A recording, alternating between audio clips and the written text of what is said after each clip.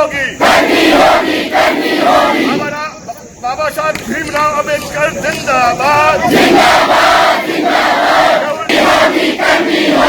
के अधिकार पर हमले नहीं चलेंगे।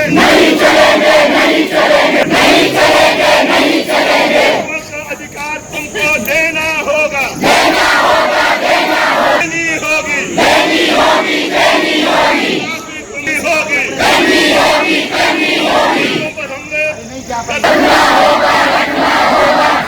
हिमाचल प्रदेश सरकार द्वारा विधानसभा में धर्म की स्वतंत्रता संशोधन विधेयक 2022 को पारित किया गया, जिसके खिलाफ दलित संगठनों ने मोर्चा खोल दिया है और इसके विरोध में उतर आए हैं।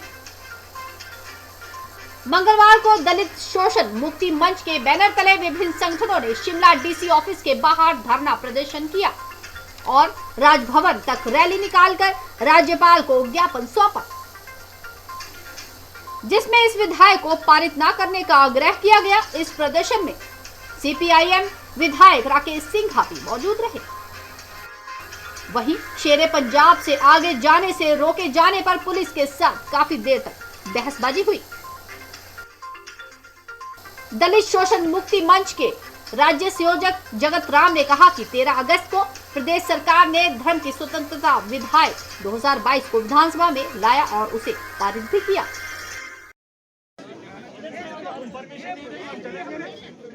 एंड प्रोबेबली मैं शहर में 1976 से हूँ शहर में। आप क्या बात कर रहे हैं?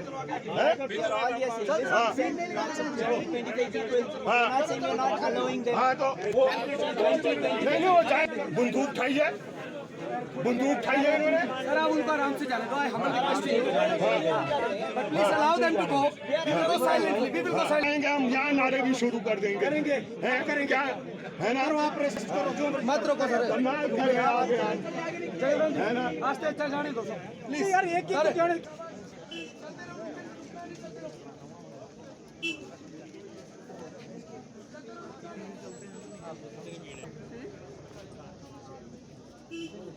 ऐसा करके उनको गुलाम बनाने की साजिश की है, जिसका हम पूरी तरह से विरोध कर रहे हैं। और आने वाले टाइम में अगर नई सरकार और गवर्नर महोदय को इसीलिए हम कह रहे हैं कि इस पर हस्ताक्षर ना करें और इसको रद्द करें। यही आज की हमारी मुख्य मांग है।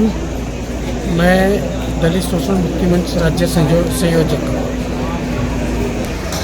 आज जो हिमाचल प्रदेश में जो दलित शोषण मुक्ति मंच और दूसरे सभी दलित संगठन मिलकर एक प्रदर्शन कर रहे हैं और जिसमें राज्यपाल महोदय को एक ज्ञापन देंगे।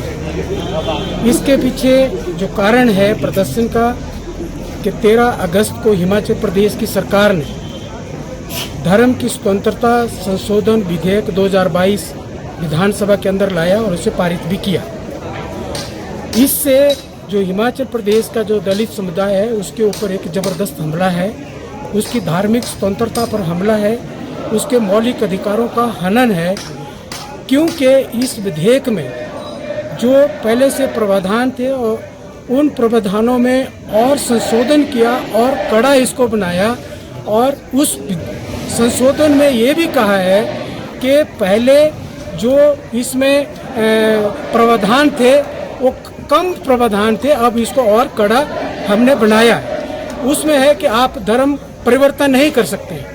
तो और दूसरा, अगर आप मैरिज करते हैं दूसरे धर्म के साथ, अगर अपनी जो आप धर्म छुपाते हैं तो उसमें आपको 1.5 लाख का जुर्माना, 5 साल की कैद है। और दूसरा जो अनुसूचित जाति पर खास करके इसलिए है कि अगर वो धर्म परिवर्तन करता है, जो उसका संवैधानिक अधिकार है, वो उसके लिए जो उसके राइट्स है, जो एससी में उसको लाभ मिलता है, जो उसको आरक्षण का लाभ मिलता है, दूसरे लाभ मिलते हैं, वो उसके सारे खत्म हो जाएंगे। और अगर वो एफिडेविट नहीं देता कि मैंने अपना धर्म परिवर्तन किया है और धर्म बदल देता है और उनको रिजर्वेशन के अधिकार को ले लेता है, तो उसके पीछे उसको 1.5 लाख का जुर्माना और 5 साल तक की सजा उसमें है।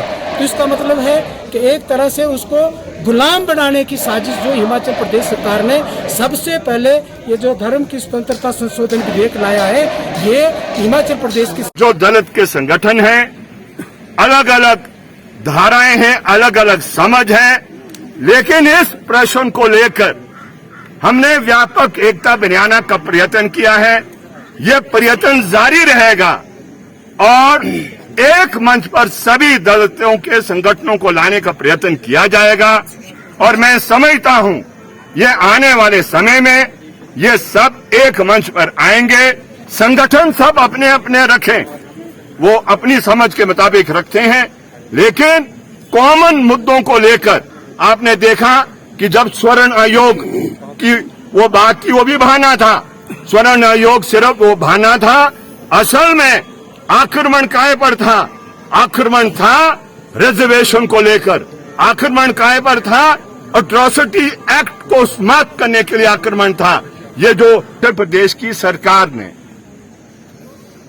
जो रिलीजियस फ्रीडम कानून जो पारित किया गया है, वो एक किस्म से दलितों के अधिकार का हनन करने का प्रयत्न है। आप जानते हैं कि किसी जाति को संविधान से अगर बाहर करना है, क्योंकि उस कानून के तहत अगर कोई धर्म को परिवर्तित करेगा, अपने वो जो जीवन यापी उसकी है उसको तब्दील करेगा, वो मनुस्मृति और हिंदुत्व के रास्ते से अलग अपने आप को अगर करना चाहता है, तो उसको उस कानून के तहत जाति से बाहर निकाला जाएगा। ऐसा कानून नहीं बन सकता है। आप जाति को अगर बदलते हैं, ये स्वीकृति हमारे संविधान में सिर्फ राष्ट्रपति महोदय को दी है। यह कोई विधानसभा कोई ऐसा कानून नहीं बना सकता है, पार्लियामेंट नहीं बना सकता है। पार्लियामेंट सिर्फ रिकमेंड करता है राष्ट्रपति महोदय को कि फलानी जाति को इंक्लूड किया जाए, उसको शेड्यूल में लाया जाए या उसको शेड्यूल से बाहर निकाला जाए। लेकिन इस प्रदेश के अंदर पहली दफा 2007 में एनस्टार न्यूज के लिए शिमला से चमन शर्मा की रिपोर्ट। उनको 2022 में संशोधित किया गया है।